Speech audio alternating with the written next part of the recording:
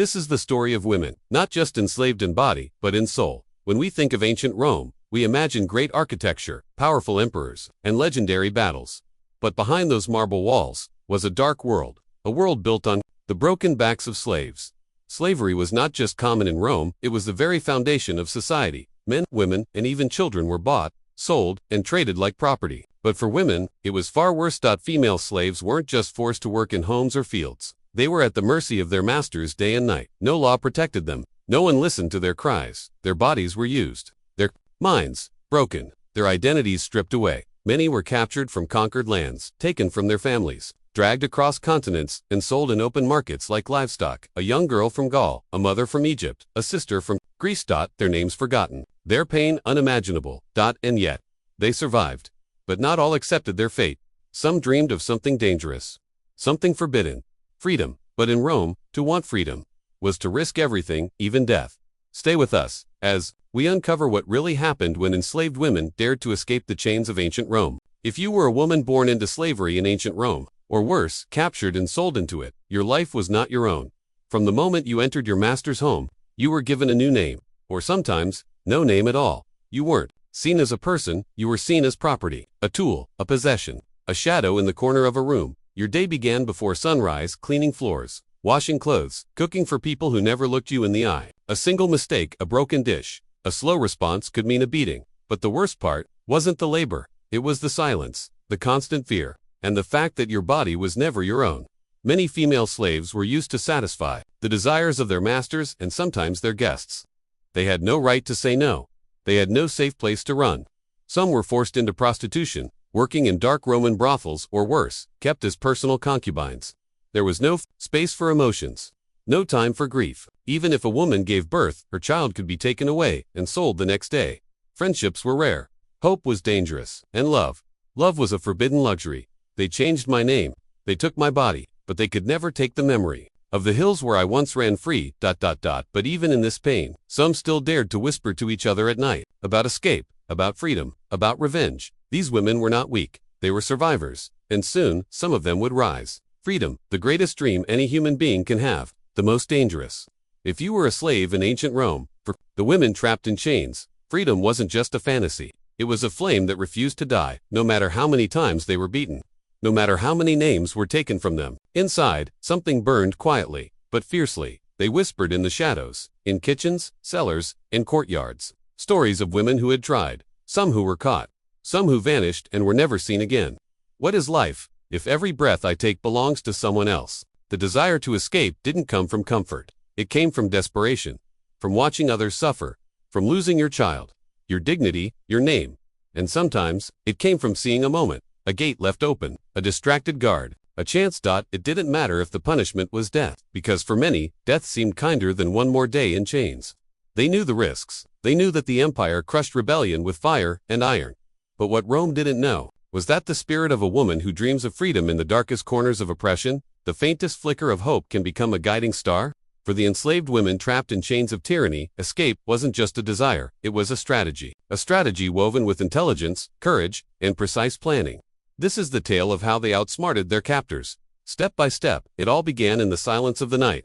While the world slept, hushed whispers passed from one captive to another, coded signals, hidden messages in songs, and subtle signs exchanged through mere glances. The women used the quiet hours to plan. When the guards were tired and least alert, every move was calculated, every step timed. They memorized the guards' routines, the timings of their patrols, and the weaknesses in the walls. What seemed like simple chores by day, fetching water, sweeping halls, were in fact moments to gather intel. Disguise was one of their most powerful weapons. Some women dressed as male servants, while others took on the role of elderly workers or traders. Fabric scraps became cloaks. Charcoal became makeup. Even a limp or a hunched back was practiced perfectly to throw off suspicion. They didn't just change how they looked, they changed how they moved, how they spoke, how they breathed. It wasn't just a disguise, it was a new identity. But appearances alone weren't enough. They needed a way out, unseen and undetected. And that's where the old legends came in, stories of underground tunnels once used by palace spies or rebels long ago. These tunnels were hidden beneath the very foundations of their prison. Some had been sealed for decades, others were barely wide enough to crawl through. But these women, desperate and determined, reopened them, brick by brick. Night after night, the air inside was suffocating, the path treacherous. but to them, it was the breath of freedom. Escape was never a solo act. There were helpers, sympathetic workers, allies from nearby villages, even fellow prisoners. Signals were prearranged, a lantern lit in a certain window, a specific song sung during washing time. Every sign meant, tonight is the night. And then the night came, a moonless sky, a silent wind. One by one, they moved, silent feet across cold stone floors. Disguised, determined. Some were caught, some didn't make it. But many, many did, and their courage lit the path for those who would follow. These were not just escapes, they were revolutions in silence. Every woman who ran carried the dreams of dozens more in her heart. Every step she took in freedom was a blow against her captors. Their tactics weren't just clever, they were brilliant, and their legacy lives on. Freedom is never free. And for the enslaved women who dared to chase it, the cost could be devastating. This is the story of what happened when they were caught, when hope collided with cruelty. Sometimes, the escape failed. Maybe it was a loose stone, a noise in the night, or a guard who wasn't asleep after all. And when the women were caught, punishment came swiftly and publicly. It wasn't just about punishing them, it was about sending a message. The first step was public humiliation. Their clothes were torn, their heads shaved, and they were paraded before others as a warning. This is what happens when you try to run. Then came the flogging. Whips made of leather, tipped with bone or metal. The number of lashes varied, 20, 50, sometimes 100. Each strike was meant not just to wound the body, but to break the spirit. The sound of the whip echoed through the walls, a brutal anthem of control. Some fainted, some screamed, and some silent, defiant, bore the pain with clenched fists and closed eyes. But physical pain wasn't enough. The captors wanted permanent reminders, marks that could never be erased. And so, came branding. Hot metal was pressed onto skin, on the shoulder, the back, or even the face. It marked them as runaways, traitors, or simply property. They were turned into living warnings, their skin used as a message board. And for some, the price of freedom was the highest of all, death. If they were repeat offenders, if the escape had embarrassed powerful masters, or if they had injured someone during their attempt, the sentence was swift. Sometimes it was a public hanging, sometimes a silent execution in the woods. No trial, no mercy, just the cold, final silence of power claiming victory. And yet, even knowing the cost, women still tried, still ran, still dreamed. Because, in every whip's crack, they saw fear, not their own, but their captors. The fear that these women would rise, and many did. The price of freedom was cruel, brutal, and unforgiving. But it was not enough to stop them. Their wounds became stories, their scars, symbols, their defiance, a legacy. Not all heroes wear armor. Some wore torn tunics, carried scars on their backs, and dreams in their eyes.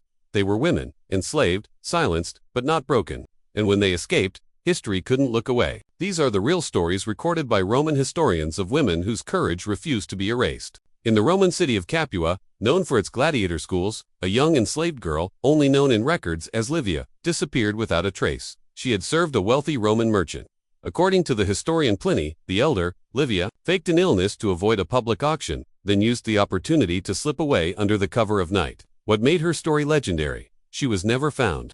Despite months of manhunts, posters, and rewards, she vanished into the hills of Camp and was never captured again.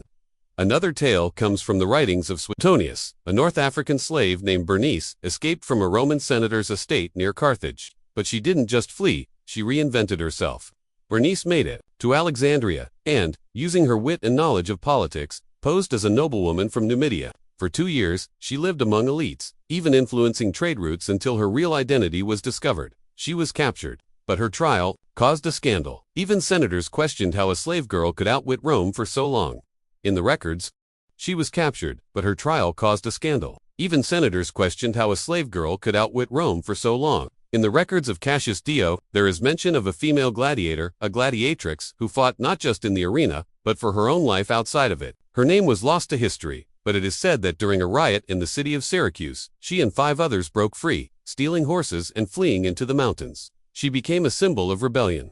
For months, she led raids on Roman outposts, helping other slaves escape. Eventually, she was killed in battle, but not before Roman troops noted her as more fearless than many men. Roman historian Tacitus wrote briefly of a girl named Unknown, who set fire to the very shed she was chained in. Using oil she was told to fetch for cleaning. She ran barefoot through burning grass, was captured once, escaped again. By the time her story reached Tacitus, she had already inspired slave uprisings in nearby villages. These were not myths. They were real women written into the margins of Roman scrolls, sometimes with contempt, sometimes with awe. They had no armies, no weapons, no maps, only their minds, their courage, and an unbreakable will to be free. History remembers emperors and generals, but in the shadows of that glory lived stories of escape, resistance, and raw humanity. These women may have been slaves by law, but their spirits belonged only to freedom. In the darkest times, even the smallest light can lead the way. While many sought to control and imprison, others chose to resist, silently but powerfully.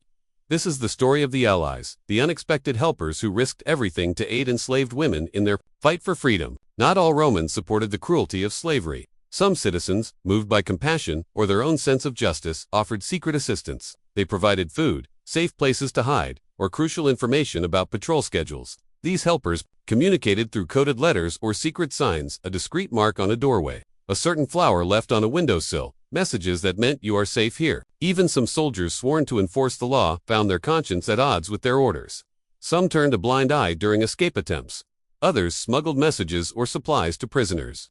Their acts were dangerous if caught. They faced severe punishment, but their quiet rebellion gave hope and strength to those desperate to break free. Over time, these helpers formed secret alliances, underground escape networks resembling the later underground railroads. Safe houses were established, hidden basements, abandoned villas, or the homes of sympathizers. Escape routes were carefully mapped out, often using ancient tunnels, wooded paths, and river crossings. Communication was key. Messages traveled through trusted couriers, coded songs sung in marketplaces, and symbols scratched onto walls. This network wasn't just a line of defense, it was a lifeline. Every ally played a role in turning impossible dreams into reality. But this help came at a great risk. Those caught aiding escapees faced imprisonment, torture, or worse. Yet the Allies persisted because they believed in a freedom greater than fear.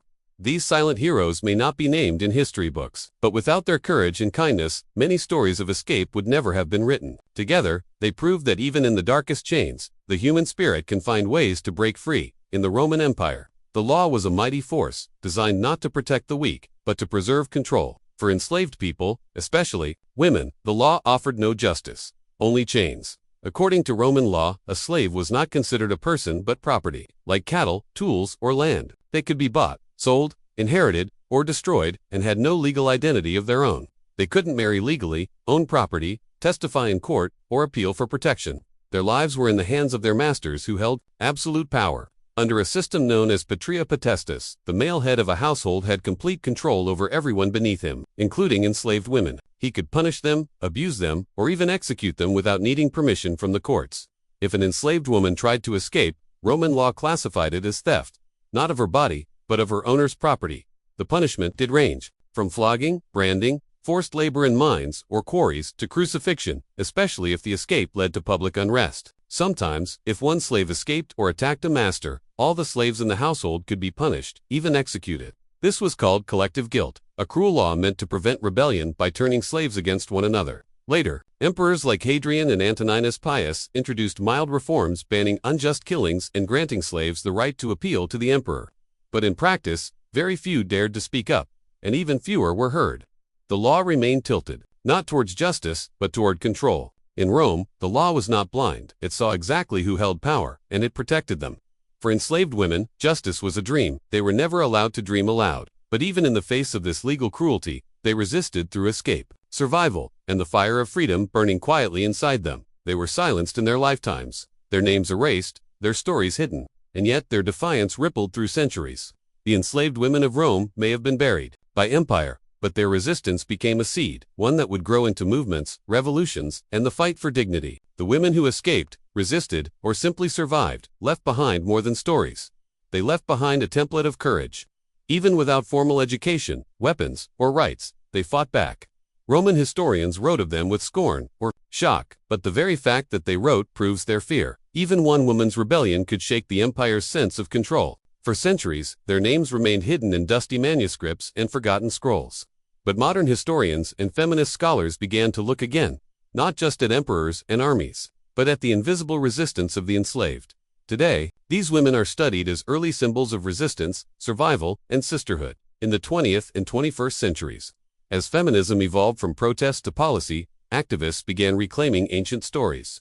The resistance of enslaved Roman women echoed in modern chants for freedom, consent, equality. The knowledge that women have always fought back, even when they had no voice, became a powerful rallying cry.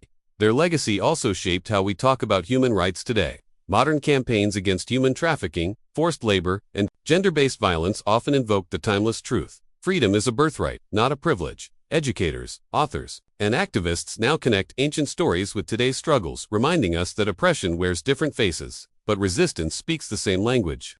Every time a woman tells her story, stands her ground, or helps another to freedom, she is echoing the courage of those enslaved Roman women. Their legacy isn't in statues or triumphal arches, it lives in movements, voices, and revolutions. The empire tried to break them, but instead, it gave rise to a resistance that outlived Rome itself. The enslaved women of the past became the foremothers of today's fight for justice. Their chains are gone, but their courage remains. These stories are not just history. They are a message, written in blood, carved into memory, whispered through time. They remind us that freedom is not a gift, it is a right. Not just for the powerful or the privileged, but for every single human being. From the tunnels beneath Roman villas to the marches on modern streets, the fight for liberty, dignity, and humanity has never stopped. Women who were once denied even the right to speak found ways to roar. And even in chains, they dreamed of freedom, not just for themselves, but for those who would come after them. Why do we tell their stories today? Because oppression still exists, in sweatshops, war zones, brothels, refugee camps, and prisons. Because millions still fight to be seen, to be heard, to be free. The world has changed, but the message is the same. Freedom is not negotiable. Humanity is not optional. Dignity is not earned, it is owed. Let these stories move us, not just to remember, but to act, to stand for the voiceless, to protect the vulnerable, to fight for a world where no woman is ever owned, silenced, or erased. These women lit the torch. It is now in our hands. They were called slaves, but they were warriors of the soul. They had nothing, yet gave everything. Their resistance shaped the future.